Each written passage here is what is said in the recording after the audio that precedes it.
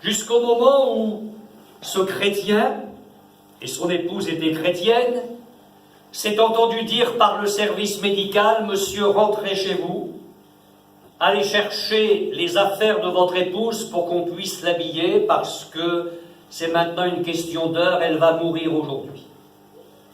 Alors le frère est rentré chez lui, il a commencé à aller dans l'armoire pour prendre quelques affaires de son épouse pour l'amener à l'hôpital, puis d'un seul coup il a réfléchi, et puis il s'est dit non, non, non, c'est pas ça que je vais faire.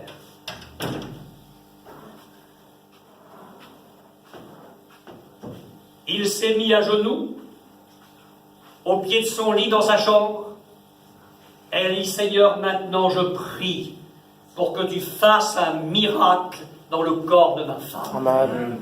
Je veux prier pour qu'elle vive et que tu la guérisses. Amen. Vous savez ce qui est arrivé?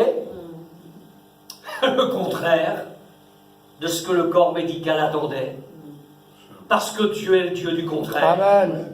Et parce que là où on attendait la mort, Dieu a donné la vie. Gloire à Dieu. Et cette chrétienne est revenue en parfaite santé, et j'ai été le pasteur de ce couple pendant des années.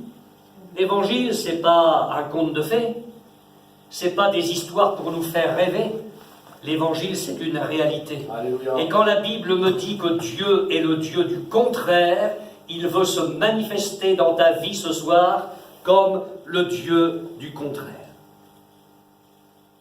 Les disciples se trouvent une certaine nuit dans une barque. Ils ont emporté Jésus avec eux dans la barque, tellement fatigué qu'il dort à l'arrière de la barque sur un coussin. Au début, on pense que tout va bien. Effectivement, tout semble aller bien, la traversée va être formidable. Et puis, le vent se lève. Et le vent devient de plus en plus fort, et les vagues deviennent de plus en plus impressionnantes, et l'eau commence à remplir la barque. Alors les disciples, certainement, commencent à écoper, comme on dit dans le métier, en essayant d'enlever l'eau de la barque, mais plus ils essaient de le faire, plus la barque se remplit d'eau, et lui, il dort. Même ça ne le réveille pas. Et à un moment donné, l'un des disciples n'en peut plus, parce qu'il se dit: mais nous sommes en train de périr. Et sur le plan humain, c'était vrai. Ils étaient en train de périr. Je dis bien sur le plan humain. Alors, le disciple n'en peut plus, il va réveiller Jésus, et puis c'est le comble parce qu'il fait des reproches à Jésus, comme si c'était de sa faute.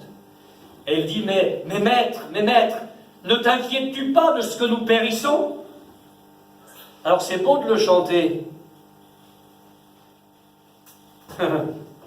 C'est beau de le chanter, ils l'ont chanté tout à l'heure. Mais qu'est-ce que vous auriez fait, vous, dans cette nuit de tempête, alors que le vent souffle, que les vagues sont énormes, que le bateau prend l'eau, et il semble que Dieu n'y voit rien, que Dieu ne fait rien? Jésus sort de son sommeil, il se lève dans la barque, et ils l'ont chanté. A-t-il étendu de sa main? Je n'en sais rien, mais il a parlé. Il a parlé comme celui qui a fait les mondes. Tout a été créé par lui et pour lui. Amen. Silence! Tais-toi! Et aussitôt, ne me demandez pas de vous expliquer ça. Le vent s'est calmé. La mer s'est calmée. C'est le contraire qui est arrivé. Amen.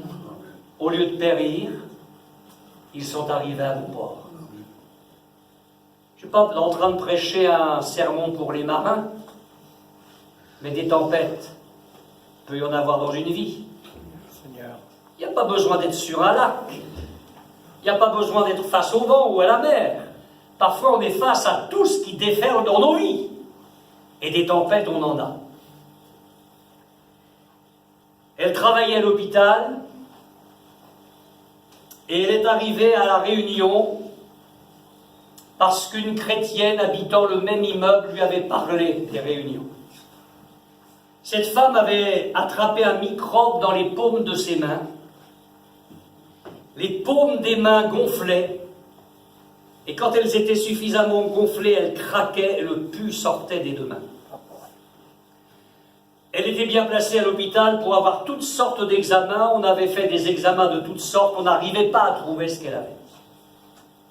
Alors elle est venue, comme vous ce soir, à une réunion comme celle-ci, pour la première fois.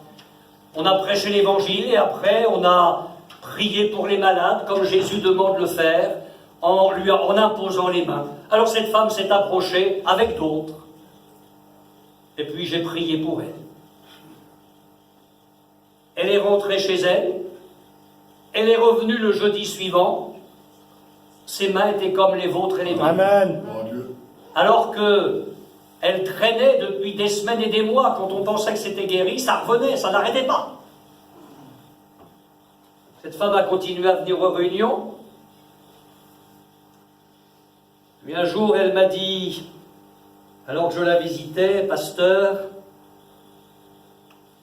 on a eu des problèmes dans notre foyer, dans notre famille, j'ai plusieurs enfants, ils se sont tous détournés de nous. Nous n'avons aucune nouvelle de nos enfants depuis des années, ils sont tous dans le silence complet. Alors je lui ai dit, écoutez, dans ma Bible, il est écrit que Dieu ramène le cœur des enfants vers les pères. Amen.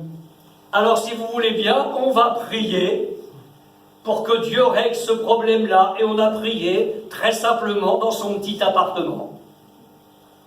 Et vous savez ce qui est arrivé?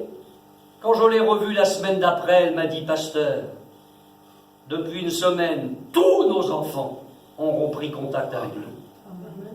C'est ça le Dieu du contraire. Alléluia. C'est ça le Dieu du contraire.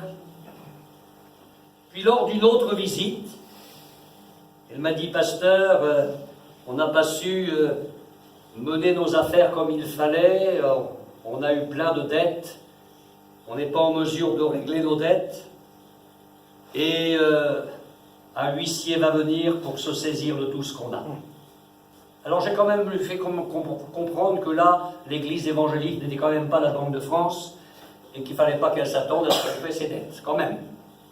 Je lui ai dit, écoutez, je ne sais pas comment Dieu peut faire, mais on va prier pour que Dieu règle aussi ce problème-là. Le Dieu qui vous a guéri, le Dieu qui a ramené votre famille, est aussi capable de vous secourir dans ce problème qui traîne depuis longtemps.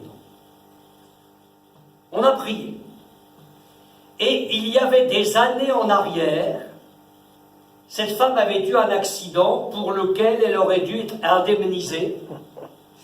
Mais le dossier avait traîné pendant des années sous le coude de je ne sais pas quel employé de l'administration française. Ça n'arrive jamais, ça.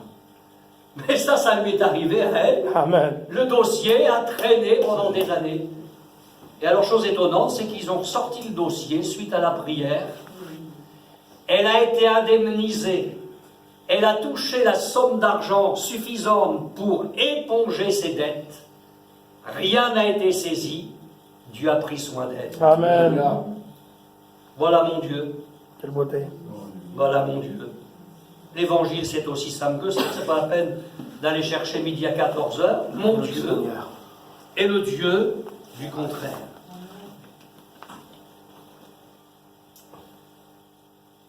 Jésus traverse un lac. Et quand il arrive de l'autre côté, il est confronté à quelque chose de terrible. Un fou, mais un fou parce qu'il est possédé d'une légion de démons. Aujourd'hui, ce serait un héros, ce gars-là. Une force surhumaine. On lui met les chaînes, les fers aux pieds, casse tout. On produirait dans un cirque. Seulement, il vit dans les cimetières. On fait mieux quand même, hein. Donc des idées de mort. C'est que cet homme-là vit avec la mort tout le temps. Il est dans les cimetières, il crie comme une bête fauve, et il s'autodétruit.